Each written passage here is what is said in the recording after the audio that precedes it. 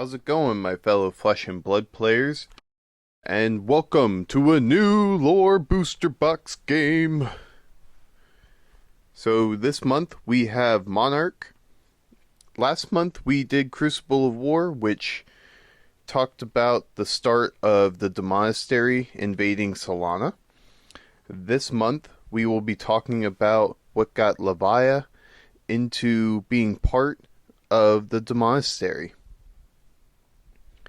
As far as the pulls that we need, the Legendary is going to be 1 out of 96 packs, and the Fabled will be 1 in 960 packs.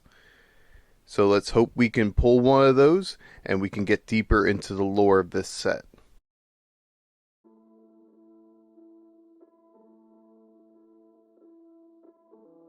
A heavy silence blanketed the great hall, which was saturated with the metallic stench of blood and bile.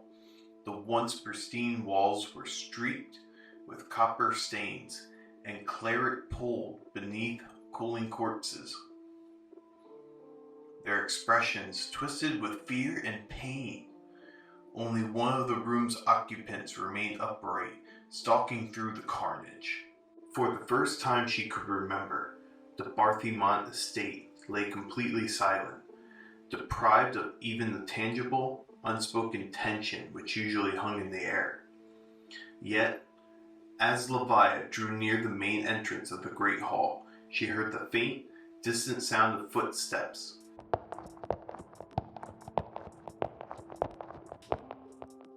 Echoing down the hallway lying just beyond the doors. A slight, pale man rounded the corner, his gaunt face a study in sharp angles and leaden skies.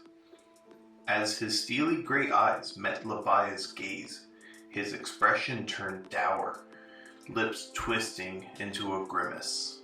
The stranger sighed, tone dripping with distaste. I had plans for her, but this changes our strategy entirely. No matter. Far too late to change that now. You are powerful. In your own way. Perhaps we might use you instead.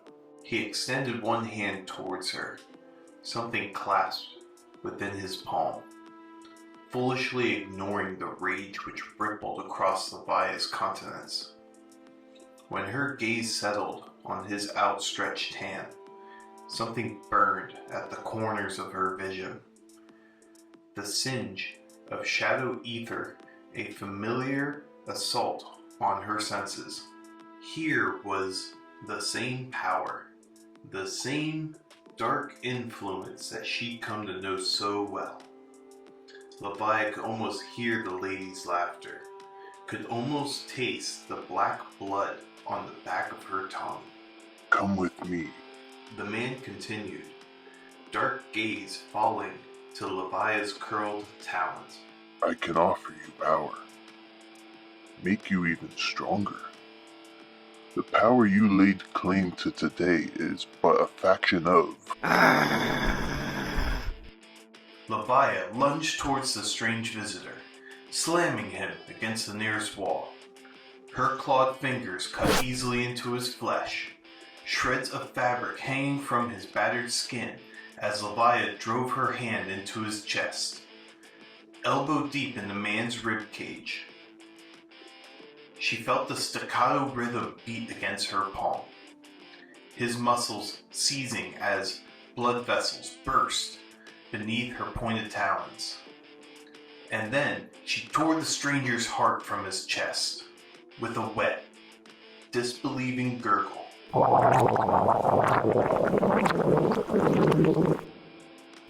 He collapsed to the ground, face going slack as his blood pooled atop the marble. Levia crushed his heart in her fist, letting the shredded tissue spill onto the floor at her feet. The skin on his chest tore easily beneath her talons, exposing his internal organs to her ravenous gaze.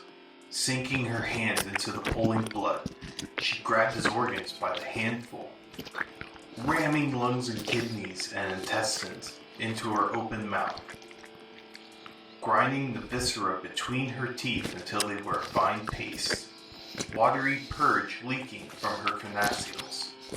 As the bloodlust faded, hunger sated for the time being, her gaze fell to the glimmer of burnished metal, silver brushed clean by the touch of hundreds of hands. Her bodied fingers pried the unfamiliar pendant from his grasp, which remained unyielding even in death. A small, grotesque gargoyle met her gaze, the claws on its hands forming a rudimentary clasp at the top of the pendant. As she gazed down at the object, she felt the telltale etchings of an inscription on the back, rough against her fingertips. When Levia turned the pendant over, she found an unfamiliar script carved into the silver surface. In translation, the pendant reads, "Some say that those who die come to this, that which brings both an end and a new beginning. For this simple bribe, an invitation awaits thee."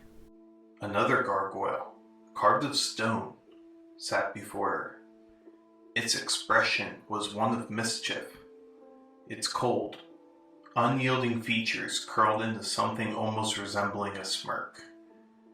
As the pendant came into contact with its outstretched palm, the wall behind it began to shudder and shake, solid stone crumbling before her eyes, revealing a sliver of darkness amidst the blazing light of the rising sun.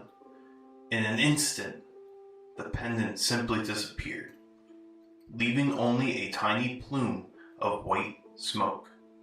Levia inspected the opening with a small frown, and with one last glance at her surroundings, stepped through the revealed archway. The grounds of the monastery stretched out before her, the earth concealed beneath a thick layer of fog. In the middle distance, a great wrought iron gate stretched toward the sky, formed from the crossed blades of two large, grand-winged statues, locked in eternal combat. As she passed beneath the shadow of the two warring beings, Levia felt the curl of raw ether in the air. She could almost taste the sweet, cloying energies of ancient spellwork on the back of her tongue.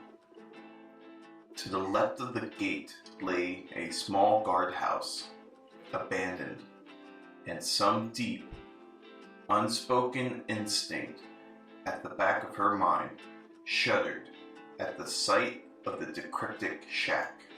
Turning her gaze away, Levia refocused her attention on the courtyard proper, watching as the mist crept away from her, revealing intricate rune work on the river stones. Some of the runes were small, decorating the flagstones with simpler spells, while some were significantly more powerful, bordering the entire courtyard in layers upon layers of intricate spellwork. After a long moment, the monastery itself came into view. A large, imposing Gothic manor. It stretched far to the east and to the west. Stained glass windows lined its walls, hanging below stone arches and towering spires. The massive front door was cracked open, and dusky light spilled out onto the flagstones. As Levia drew near, something within her shuddered at the perfect silence, absent the usual distant calls of eerie shrieks echo across the grounds. In spite of herself, Levia's feet carried her away from the open doorway, instinctually wary of the obvious invitation. The still air brought a chill to her veins. silence weighing upon her shoulders like the calm before a storm. Instead, Levia turned her gaze away from the entrance and chose instead to follow the outline of the building. As she stalked through the grounds, Levia found a part of her awakening rising to the surface, as if attempting to rouse itself from a dream. A darkness seeped into the corners of her vision, the world turning dim, the taste of blood rising on the back of her tongue. Detached, Levia found herself moving a little faster. The now familiar feeling of hunger crawled up her throat, leaving her with a desperation which blanketed her senses, overwhelming her mind with the craving for flesh. Seizing back her train of thought, Levia forced herself to focus on the faint, burning pain which radiated from her closed fist, her curled talons slicing into the palms of her hands. As her breath slowed, the bloodlust slowly began to fade, allowing her to see her surroundings once more. A sea of green and glass stretched out before her, and a name rose to the tip of her tongue unbidden. A foreign whisper which allowed her to glimpse the verdant, wild greenery which once had filled this room. The Venarium. The name rose to the tip of her tongue, unbidden, as if whispered by some long-forgotten echo at the edges of her consciousness. For one split second, Levia could have sworn she remembered the Venarium in all its former glory. The once thriving plants were mottled with blight, and ink-dark sludge seeping down their stems. Their leaves were stained a murky gray. In spite of the gloom of her surroundings, the air was heavy with the iron rot stench of black blood and the sickly, sweet stench of decay. Catching a faint movement out of the corner of her eye, Levia turned her gaze towards the nearest plant. Its leaves have split open to reveal tooth-like growths, stained a deep, congealing crimson. It looked as though it was rotting from the inside out, its torn, green flesh revealing a putrescent liquid, half-digested innards spilling out onto the soil which covered its roots. As she neared it, her gaze drawn to the mutated life form, something deep within her chest reacted to its presence, a deep hunger which needled through her body. It called to her, like to like, a magnet pull that drew her closer. The plant bloomed across her face, climbing along her jawline like ivy. The moment it made contact, she could feel its tiny roots trying to burrow beneath the surface of her skin. Clinging tightly to the outermost layer of her flesh, where it touched her, it burned, igniting a molten heat which raced along the outline of the plant's razor-like grip. A searing pain trickling down her throat and setting it aflame, as if something were trying to burn her from the inside out. Levia's vision tinted red, the rest of the world falling away as her focus narrowed to a razor's edge. The hunger blocked out everything else. A shrill howl escaped her throat as she lashed out, slashing at the vines with her talons, her eyes flashing with rage as she fought to gain the upper hand. A caustic scent flooded the air as the plant released its toxins, and she felt it burning all the way into the pit of her stomach. Sinking her claws into its fleshy stem, Levia tore it away from her face, pulling its vines from her throat before they could reach her lungs. With a guttural snarl, she shredded the plant between her talons and ground the remnants beneath her heel, savoring the feeling of its mutated flesh bursting underfoot. At last, the Venarium was silent once more, broken only by Levia's heaving breaths. As she backed away from the rest of the corrupted plants, she turned her attention to the nearest wall of the manor. Only then, noticing the tantalizingly familiar scent which drifted through a crack in the facade. As if their own volition, her feet carried her forward, heading towards the source. When she lowered her head, Levia could only glimpse the interior of a room through the thin gap. Levia's bones began to crackle and snap as her skin writhed, and after a long moment, she managed to get a handle on her newfound power. Her body collapsed beneath her, ribs and vertebrae popping and shifting, her entire skeleton dismantling itself, bone by painstaking bone. As her skull finally fell to the stone floor, her body was finally liquefied, transforming into a tarry, amorphous pile of blackened viscera. It wobbled only slightly as it began to climb the surface of the wall, squeezing through the crack in the stones. With a series of sickening cracks, her body slowly reformed inside the mansion, and Levia found herself standing in the midst of a large, sparsely decorated room. Glimpses of the room's former appearance were visible beneath layers of organic, crimson, biological matter. The walls were coated in a slimy, visceral texture, not unlike wet muscle, pulsating in the low light.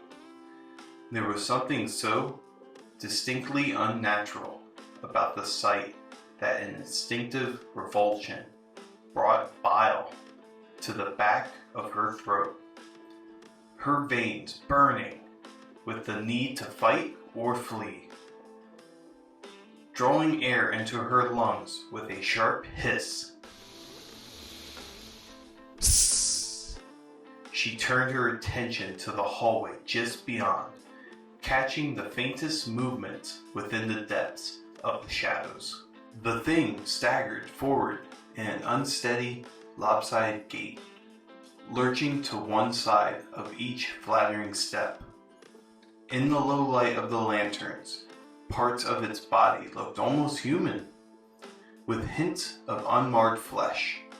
A knee here, a finger there, part of an ordinary chest, ribs curving just above its stomach.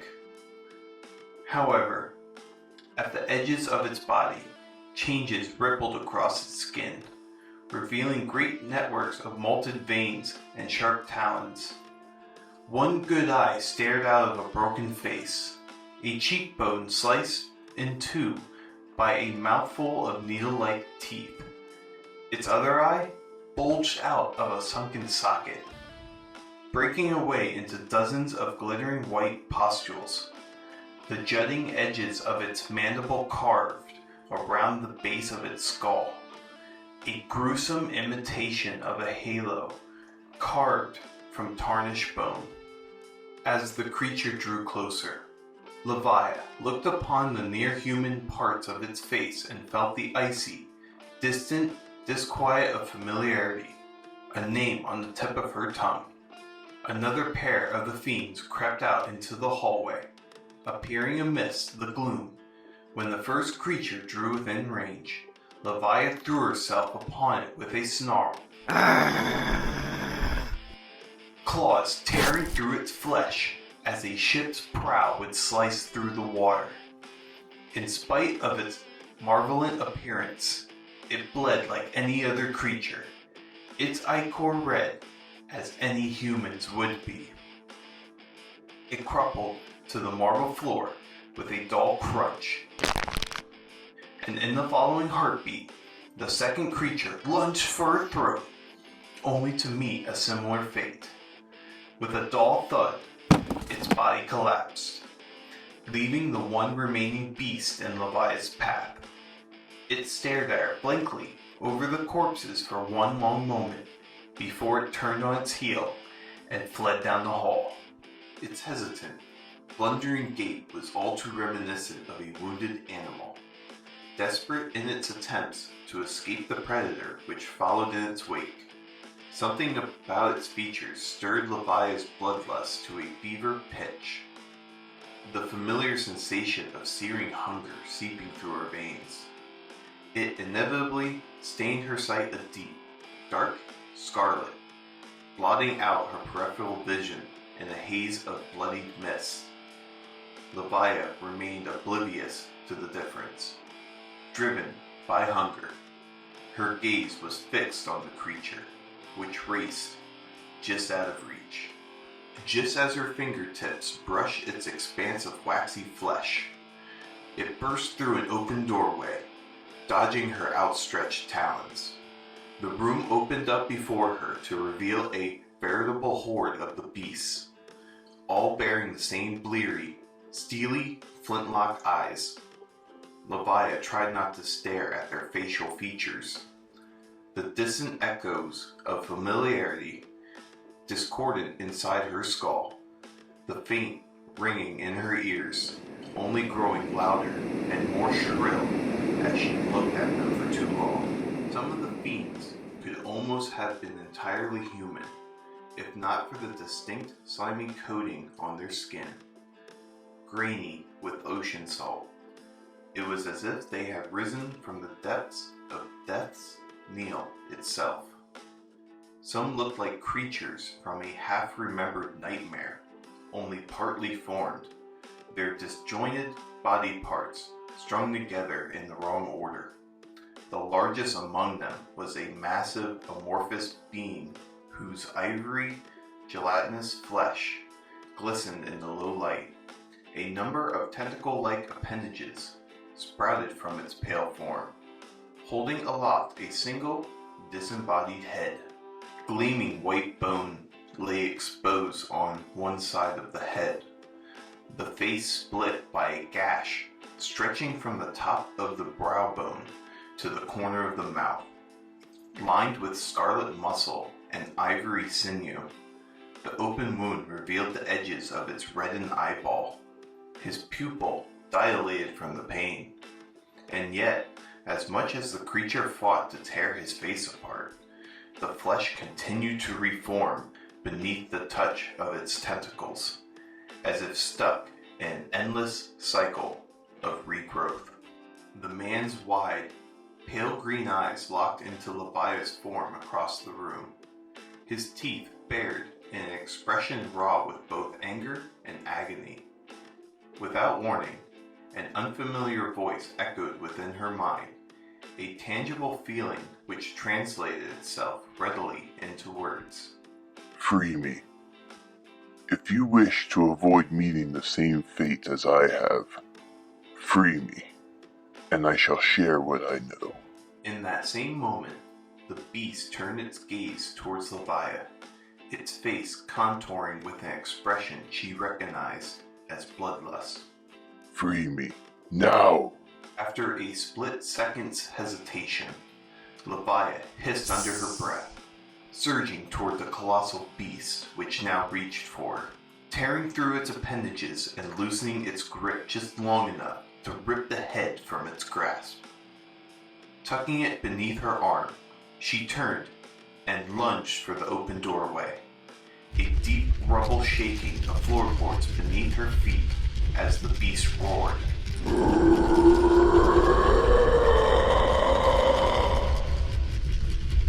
She could feel the vibrations underfoot as it rose, clawing its way down the hall, hot on her heels in pursuit. Even as the head's disembodied thoughts directed her through the labyrinthine network of hallways, Leviah's feet were guided by pure instinct, chasing her far away from the gargantuan creature, which threatened to consume them both. Bursting into the entrance hall, Her gaze landed on a doorway at the opposite end, a pool of writhing shadows which flickered anonymously just beyond the threshold. Leviah distantly heard the protest of the disembodied voice, the head calling on her to turn around. But with the beast surging behind them, she ignored it, pushing herself to run harder, move faster. She made for the doorway, aware of the ground quaking beneath her feet. She felt the moment the beast blasted through the stone archway, heard the distant crackle of its amorphous mass reshaping, and the burst of air as its tentacles streaked through the air. Aimed directly at her disappearing figure, in the split second before it wrapped her in its grasp, she leapt through the gateway, tumbling through to the other side. A visceral, crimson landscape stretched as far as her eyes could see. Leviah's feet came into contact with layers upon layers of rotting carrion, her gaze greeted by writhing fiends and decomposing corpses. Blasmaphet's domain was a sea of gluttonous waste, consumption incarnate, a hunger for power, only sated by devouring the bodies of friend and foe alike. Yet, when she turned her attention to the head hanging from her fingers, its teeth were bared in a snarl. This is the worst place you could have run to. Do you have any idea where you've just taken us? Leviah's gaze fell upon the contours of the crimson hellscape, a path of blood and bone curving into the distance. Something unfamiliar swelled within her chest, sharp and grating, stealing the breath from her lungs. It took her a long moment to recognize the bubble of panic which threatened to overwhelm her, her limbs turning cold and unresponsive as stone. What is this? The surrounding landscape seemed distant, her own body foreign territory. Leviah had been set adrift from herself, overwhelmed by a great, unmoving wall of fear. She hissed, feeling her lips curl with distaste. She had learned to abandon her fear long ago, an emotion now so alien to her that she had almost assumed to be some kind of malevolent influence. Against her will, she found her eyes drawn to the horizon, where unfamiliar beasts gather around fresh carrion. Are you listening? That same fire which had blazed within her just days before, the very same that had driven her to behead Lady Bartamon, now awakened in the pit of her stomach, determination stealing her nerves.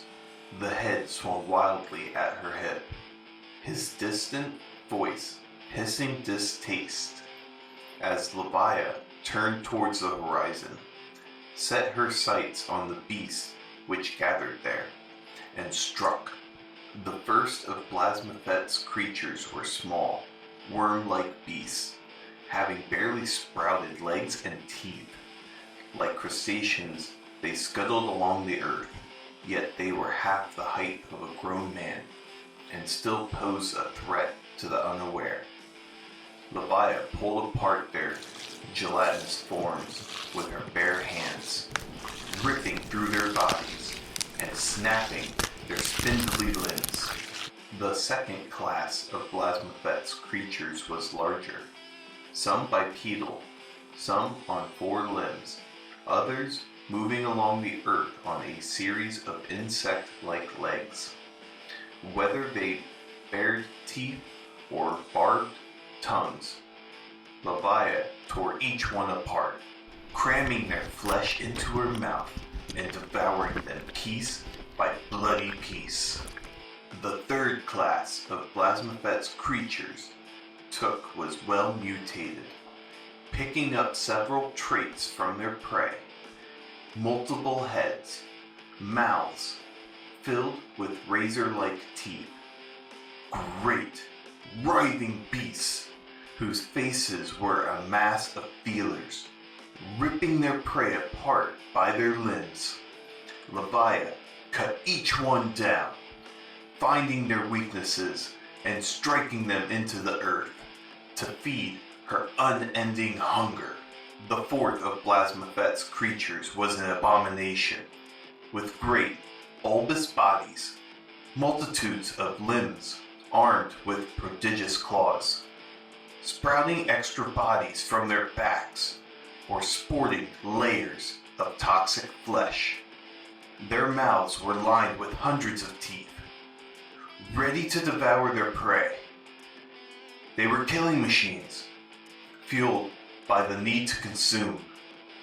Leviathan attacked them mercilessly, using her speed and strength to her advantage, bludgeoning them and mutilating their limbs until they could no longer move, and she could bring them to their knees. Some attempted to consume her, but Leviathan persisted, tearing them apart from the inside out. The fifth and final class of Blasmaphet's creatures were the beasts of old, colossal and unyielding.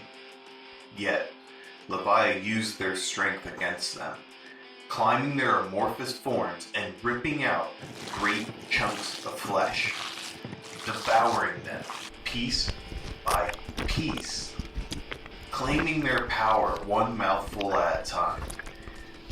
Yet still, she hungered, consuming more and more until she finally had the strength she needed to face Blasmaphet's Harbinger. Devortum lingered at the center of Blasphema, watching over the empty throne. Almost 4 times her height, the colossal fiend towered above her, its gray, fleshy body twisted and misshapen. Dozens of eyes sprouted from the top of its body, reddened and glistening in the light. Their dilated pupils locked onto Leviathan. Multitudes of slender, frog-like limbs supported its immense weight, allowing it to scuttle along the earth like a centipede. Gash in the front of its body constituted a kind of mouth, opening to reveal a great, gaping chasm lined with hundreds of razor-sharp fangs. Its dozens of tentacle-like tongues covered in a corrosive saliva.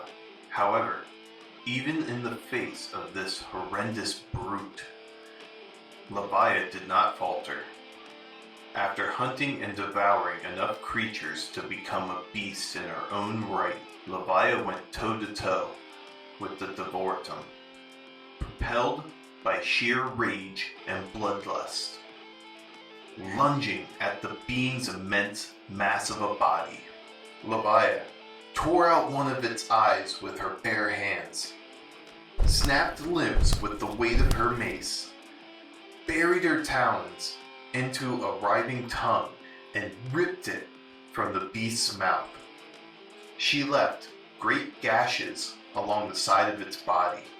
The massive, 6-headed mace she wielded was a grounding center point in the midst of the ravenous bloodlust, gouging great crimson wounds into the beast's flesh, piece by piece, blow for blow. Leviathan clawed out chunks of raw flesh and crammed them down her throat, gaining half a step for each mouthful, siphoning power with every bite. Finally, it began to slow, yielding to Leviathan's sheer determination. Her teeth bared as she ripped another one of the tongues from its mouth. It tried in vain to escape her grasp as she dealt the killing blow, and consumed the Devortum in its entirety. The mass of gelatinous flesh disappeared past her lips, organs staining her chest as she devoured the beast. claiming its power for her own. When Leviah stepped back through the gateway, she could smell the difference in the air, could feel the quiet give of power as the balance shifted in her favor. Yet, as she stood there, she felt the slow swell of an oncoming storm, felt static flood her limbs, paralyzed by some intangible force. Something came to the forefront of her mind, a present not unlike the distant, detached voice of the disembodied head she still wore at her hip. Thank you for your assistance. I can take it from here. In an instant, Leviah recognized the voice, felt the sharp sting of anger as she bared her teeth. You! I killed you. You should be dead. You should know better than that. People like you and I, we do not die so easily. His reverberating laughter stoked the tight burn of her rage into a firestorm, and distantly felt his and her hand curl into a fist, talons biting into their palm sharply enough to draw blood. Now, surrender to me, and I might just let you remain. This is my body, and you shall not control it. You think you can fight me for it?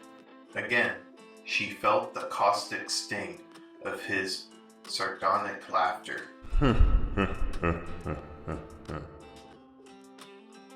Try. Distantly, they both heard the scuttle of half-formed footsteps echoing throughout the room as the waxy creatures emerged into the entrance hall. This time, Leviah could recognize their features and finally placed why the beasts have seemed so frustratingly familiar. You! What are they?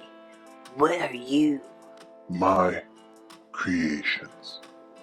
Our creations, I suppose. Though they will not recognize me in this form. Despite not being able to see his expressions, Leviah could sense the wry amusement, could almost glimpse his irritating smirk. Give me control, or they will attack. No! Give me back my body. That's not how this works. Leviah growled, overwhelmed with raw fury.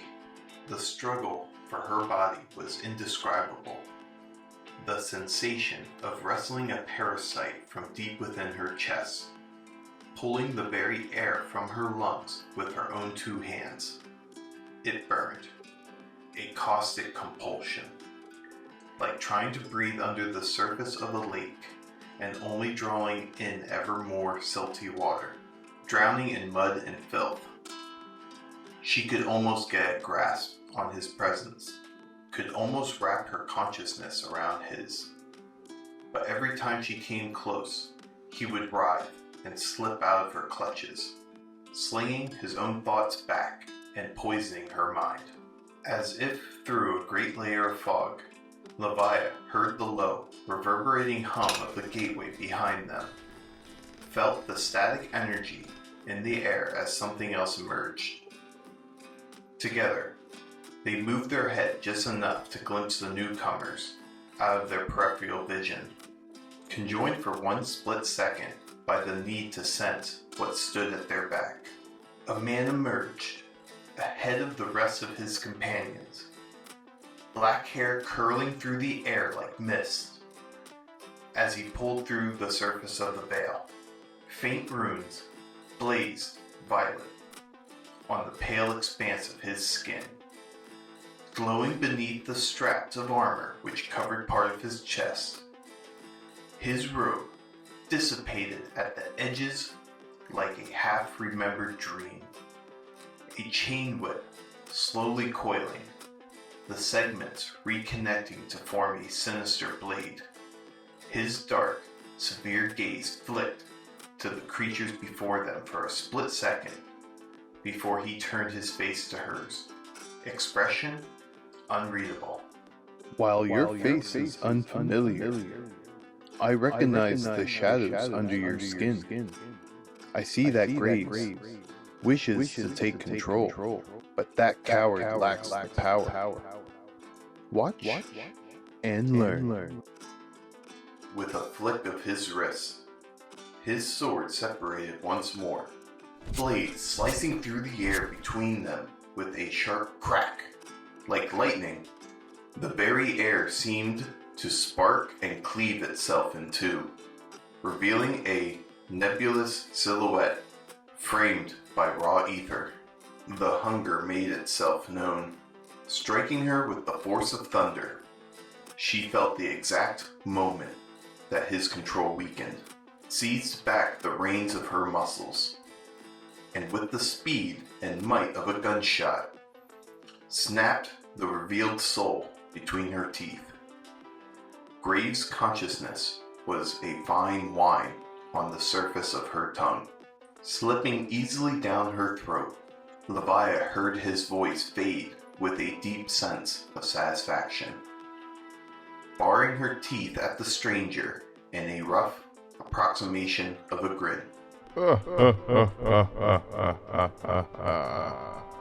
And for an instant, she glimpsed the presence which lingered in his shadow, eclipsed by the arcane aura which surrounded him. You're like me. The harsh sound, and felt the creatures behind her cower, slinking back into the shadows. What are you? You can call me Change. I found my patron beyond the veil, but it seems you found yours through other means. Tell me, Leviah, is your hunger satisfied by these pale imitations? He gestured to the creatures, lingering at the far end of the entrance hall, which only moments ago had been poised to strike. Your shadow. You both require a meal far more substantial than this, do you not? What did you have in mind? He grinned, gesturing to the other residents who now milled behind him, watching their interaction with thinly veiled interest. We seek to strike at Solana. The city would practically be a banquet for a power like yours. Even Sutcliffe desires to take a power like theirs.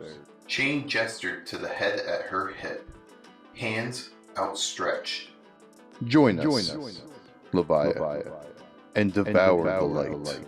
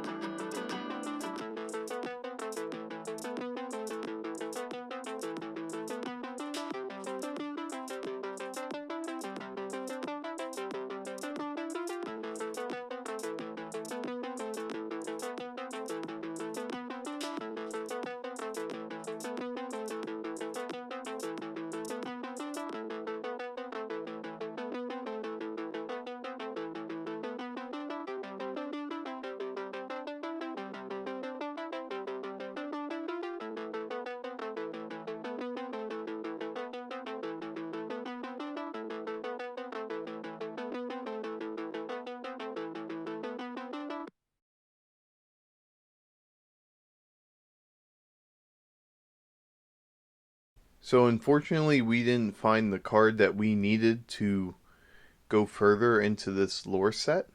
But if we get 400 subscribers, I will open up one more box. And then there will be an additional video showing voting to pick which hero from this set you would like to see me discuss.